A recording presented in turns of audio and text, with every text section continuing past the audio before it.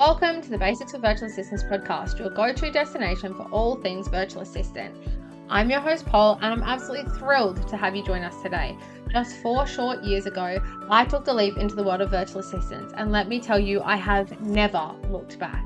Now it's my turn to help you take the same exciting path. As we explore this world together, I'll be sharing my experiences, insight, and all the valuable lessons I've learned along the way. So get ready to explore the world of virtual assistants, uncover its limitless potential, and let me guide you on your path to becoming a successful virtual assistant. Your transformation into a skilled virtual assistant starts right here, right now. Let's get started. Hey there, welcome back to another podcast episode. I'm super excited to have you hang out with me today. This week, we're digging into a topic that's absolutely essential for anyone looking to kickstart their journey as a virtual assistant. We're talking about the must-do stuff to prep yourself before you start approaching potential clients.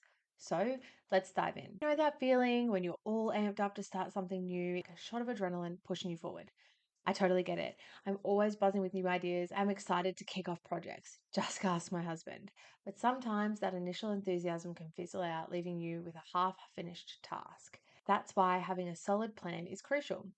Today, we're going to take a deep dive into the key steps to set you up for success as a virtual assistant. When I first jumped into the world of virtual assistants, my main focus was reaching out to potential clients. I was eager to get rolling and I did just that. Looking back, I realized that if I could start fresh, I'd prioritize getting a few things in order first.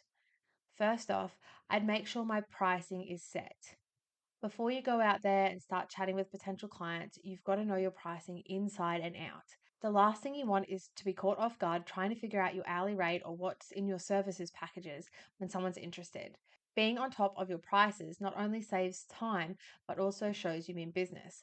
We'll dive deeper into pricing in future episodes because it's a big deal. Second, I would make sure I have a clear understanding of my availability. Back when I was a new VA, I was so close to burning out. I was a stay at home parent, juggling work during nap times and into the wee hours of the morning. I overbooked myself, thinking I had more time than I actually did. You've really got to be totally honest with yourself about how many hours you can actually put into being a virtual assistant, especially in the beginning. You want to make sure that you leave time for sleep, eating, being with your family, having time away from this job. I know so many new virtual assistants who get so caught up in like having to have all the clients and work all the hours that they end up just burning out before they even really get the chance to settle into their business. After this, you need to make sure that you are clear on what services you'll be offering. What is in your toolkit? You need to know what you're offering inside and out. Are you specializing? Do you cover a whole bunch of different things?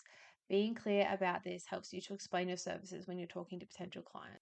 The fourth thing to have worked out before reaching out to potential clients is knowing who your ideal client is. Knowing exactly who your dream client is makes a world of difference. It can help you with pricing, it can help you with services, it can help you with where to connect with clients.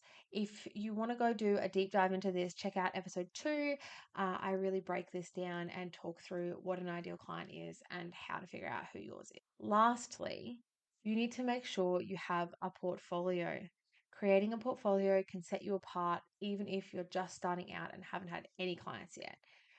Get creative with this. Make mock ups of what you do for your ideal clients to show off your skills.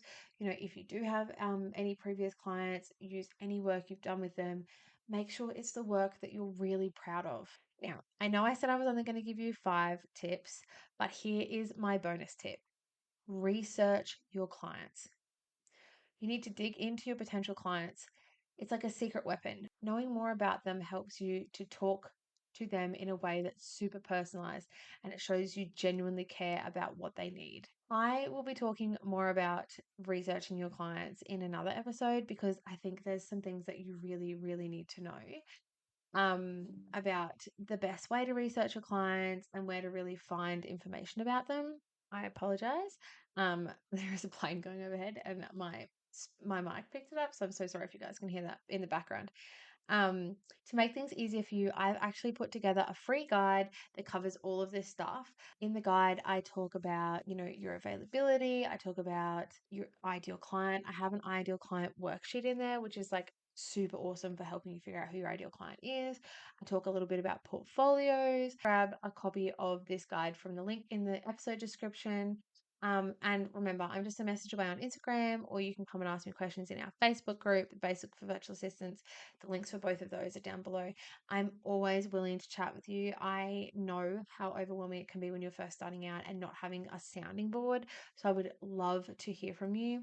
Created the Facebook group so that you have a space to connect with other new VAs. I think it's super important when you're first starting out to create connections with others who are in the same business as you, because I didn't have that when I first started out, and it was so lonely. I wish I'd had other people to talk to.